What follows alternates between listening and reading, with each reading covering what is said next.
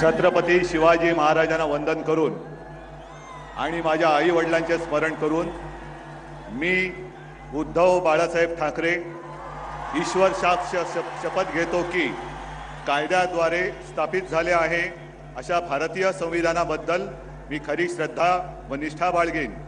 मी भारताची सार्वभौमता व एकात्मता उन्नत राखीन।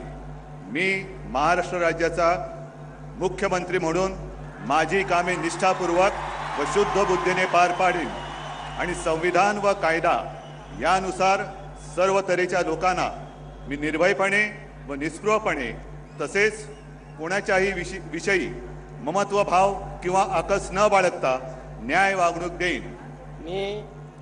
मी उद्धव बाळासाहेब ठाकरे ईश्वर साक्ष शपथ घेतो की महाराष्ट्र राज्याचा मुख्यमंत्री म्हणून माझ्या विचारार्थ आणली जाईल किंवा मला न्याय होईल अशी कोणतीही बाब असा मुख्यमंत्री म्हणून माझी कामे यथायोग्य पार पाडण्यासाठी आवश्यक असेल ते खेरीज करून एरवी मी कोणत्याही व्यक्तीला किंवा व्यक्तींना प्रत्यक्षपणे व अप्रत्यक्षपणे कळवणार नाही किंवा त्यांच्याकडे उघड करणार नाही।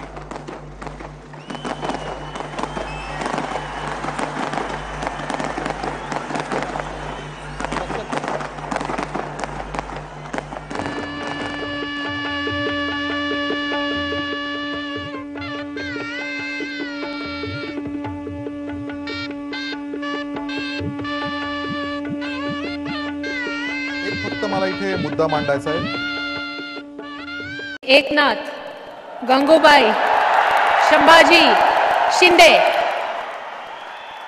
राज्याचे उपमुख्यमंत्री म्हणून महाराष्ट्राचे या ठिकाणी उपमुख्यमंत्री म्हणून एकनाथ संभाजीराव शिंदे शपथ घेत आहेत।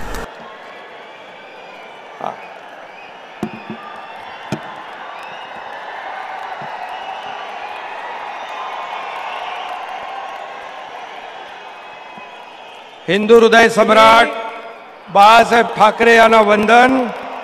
गुरुवर्य धर्मवीर आनंद दिघे साहेबांचं स्मरण आणि देशाचे कर्तबगार आणि लोकप्रिय प्रधानमंत्री नरेंद्र मोदीजी व देशाचे कणखर गृहमंत्री अमितभाई शाह यांच्या भक्कम पाठिंब्याने आशीर्वादाने तसेच राज्यातील 13 कोटी जनतेच्या आशीर्वादाने मी एकनाथ गंगूबाई संभाजी शिंदे ईश्वर साक्ष शपथ घेतो की कायद्याद्वारे स्थापित झाले आहे अशा भारताच्या संविधानाबद्दल मी खरी श्रद्धा व निष्ठा बाळगीन। मी भारताची सार्वभौमता व एकात्मता उन्नत राखीन।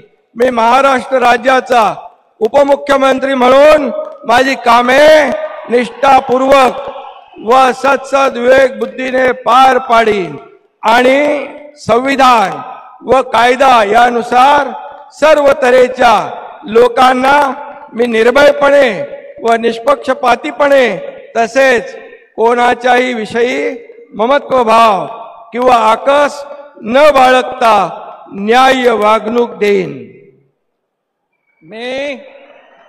मी एकनाथ गंगूबाई संभाजी शिंदे ईश्वर साक्ष शपथ घेतो की महाराष्ट्र राज्याचा उपमुख्यमंत्री म्हणून माझ्या विचारार्थ आणली जाईल किंवा मला ज्ञात होईल अशी कोणतीही बाब असा उपमुख्यमंत्री म्हणून माझी कामे यथायोग्य पार पाडण्यासाठी आवश्यक असेल ते खेरीज करून एरवी मी कोणत्याही व्यक्तीला किंवा व्यक्तींना प्रत्यक्षपणे व अप्रत्यक्षपणे कळवणार नाही किंवा त्यांच्याकडे उघड करणार नाही। धन्यवाद।